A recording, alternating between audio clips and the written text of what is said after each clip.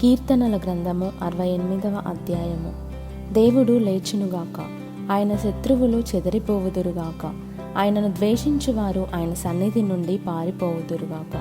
పొగ చెదరగొట్టబడినట్లు నీవు వారిని చెదరగొట్టుము, అగ్నికి మైనము కరుగునట్లు భక్తిహీనులు దేవుని సన్నిధికి కరగి నశించుదురుగాక. నీతిమంతులు సంతోషించుదురుగాక, వారు దేవుని సన్నిధిని ఉల్లసించుదురుగాక. వారు మహదానందము పొందుదురుగాక. దేవుని గూర్చి పాడుడి, ఆయన నామమును బట్టి స్తోత్రగానము చేయుడి. వాహనమెక్కి అరణ్యములలో ప్రయాణము చేయు దేవుని కొరకు ఒక రాజమార్గము చేయుడి. యెహోవా అను ఆయన నామమును బట్టి ఆయన సన్నిధిని ప్రహర్షించుడి. తన పరిశుద్ధాలయమందుండు దేవుడు తండ్రి లేని వారికి తండ్రియు, విధవరాండ్రకు న్యాయకర్తయునై ఉన్నాడు. దేవుడు ఏకాంగులను సంసారులుగా చేయువాడు. ఆయన బంధింపబడిన వారిని విడిపించి వారిని వర్ధిల్లజేయువాడు. విశ్వాసఘాతకులు నిర్జల దేశమందు నివసించుదురు. దేవా, నీవు నీ ప్రజల ముందర బయలుదేరినప్పుడు, అరణ్యములో నీవు ప్రయాణము చేసినప్పుడు భూమి వణకెను, దేవుని సన్నిధిని అంతరిక్షము దిగజారెను. ఇశ్రాయేలు దేవుడగు దేవుని సన్నిధిని ఆవలి సీనాయి కంపించెను. దేవా, నీ స్వాస్థ్యము మీద నీవు వర్షము సమృద్ధిగా కురిపించితివి. అది అలసియుండగా నీవు దానిని బలపరచితివి. నీ సమూహము దానిలో నివసించును. దేవా, నీ అనుగ్రహం చేత దీనులకు సదుపాయము కలుగు చేసితివి. ప్రభువు మాట సెలవిచ్చుచున్నాడు, దానిని ప్రకటించు స్త్రీలు గొప్ప సైన్యముగా ఉన్నారు. సేనల రాజులు పారిపోయెదరు. ఇంట నిలిచినది దోపుడు సొమ్ము పంచుకొనును.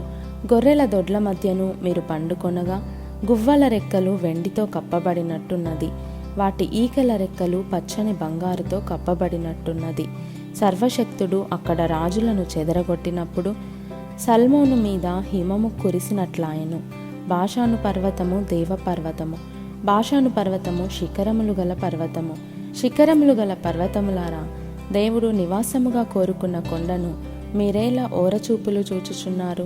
యెహోవా నిత్యము అందులోనే నివసించును. దేవుని రథములు సహస్రములు, ప్రభువు వాటిలోనున్నాడు. సీనాయి పరిశుద్ధమైనట్టు ఆ కొండ పరిశుద్ధమాయెను. నీవు ఆరోహణమైతివి, పట్టబడిన వారిని చెరపట్టుకొని పోతివి. మనుషుల చేత నీవు కానుకలు తీసుకొని ఉన్నావు. యెహోవా అను దేవుడు అక్కడ నివసించున్నట్లు విశ్వాసఘాతకుల చేత సహితము నీవు కానుకలు తీసుకొని ఉన్నావు. ప్రభువు స్తుతినందునుగాక. అనుదినము ఆయన మా భారము భరించుచున్నాడు. దేవుడే మాకు రక్షణకర్తయై ఉన్నాడు. దేవుడు మా పక్షమున పూర్ణ రక్షణ కలుగజేయు దేవుడై ఉన్నాడు. మరణము తప్పించుట ప్రభువైన యెహోవా వశము. దేవుడు నిశ్చయముగా తన శత్రువుల తలలు పగులగొట్టును. మానక దోషములు చేయి వారి వెంట్రుకలు గల నడినెత్తిని ఆయన పగులగొట్టును. ప్రభువు సెలవిచ్చినదేమనగా, నేను బాషానులో నుండి వారిని రప్పించెదను, అగాధ సముద్రములలో నుండి వారిని రప్పించెదను. వారి రక్తములో నీవు నీ పాదము ముంచుదువు. నీ శత్రువులు నీ కుక్కల నాలుకలకు భాగమగుదురు. దేవా, నీ గమనమును పరిశుద్ధ స్థలమునకు పోవు.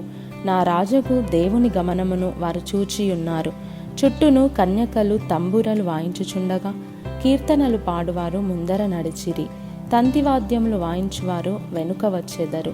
సమాజములలో దేవుని స్తుతించుడి. ఇశ్రాయేలులో నుండి ఉద్భవించిన వారలారా, ప్రభువును స్తుతించుడి. కనిష్ఠుడగు బెన్యామీను అను వారి ఏలిక అచ్చటనున్నాడు. యూదా అధిపతుల పరివారం అచ్చటనున్నది. జెబూలూను అధిపతులును నఫ్తాలి అధిపతులును ఉన్నారు.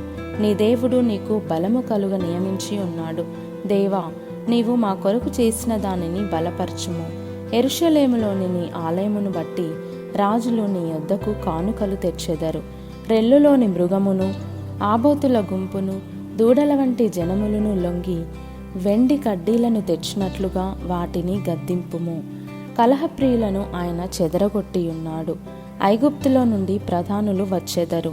కూషీయులు దేవుని తట్టు తమ చేతులు చాచుకొని పరుగెత్తి వచ్చెదరు. భూరాజ్యములారా, దేవుని గూర్చి పాడుడి, ప్రభువును కీర్తించుడి.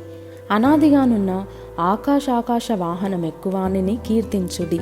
ఆయన తన స్వరము వినబడజేయును, అది బలమైన స్వరము. దేవునికి బలాతిశయమును ఆరోపించుడి.